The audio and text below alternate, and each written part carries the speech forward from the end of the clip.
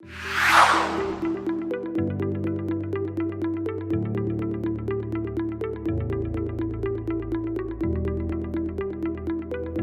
as we're thinking about now, hey, how do we put together, or how do we improve the level of retention that we have within the organization?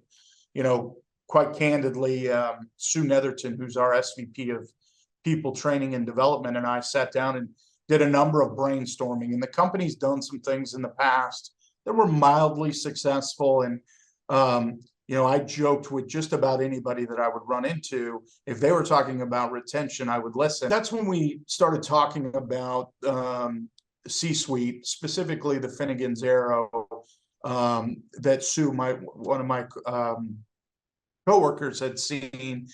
And I just started digging into it and had an exploratory call, had some conversation. But what really hooked me was the stay interview portion of it. And, as an organization, we had talked about stay interviews in the past.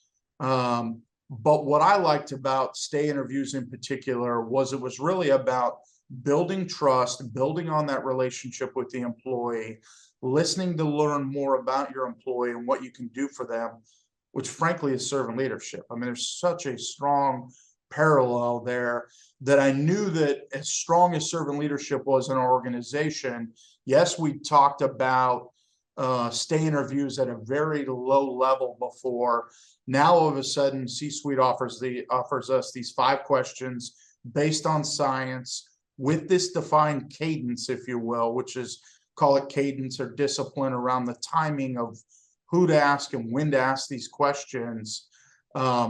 It was a natural fit that I thought, hey, let's run with this. And what we did, well, let me pause for a second. So we engaged with C-suite. We also went out to our best locations throughout the organization and asked them specifically what they were doing, knowing how strong their retention was at that time. They were outperforming some of our other folks within the organization, keeping in mind we're a very decentralized organization. So, as you think about it, we certainly have boundaries and expectations, particularly as a public company.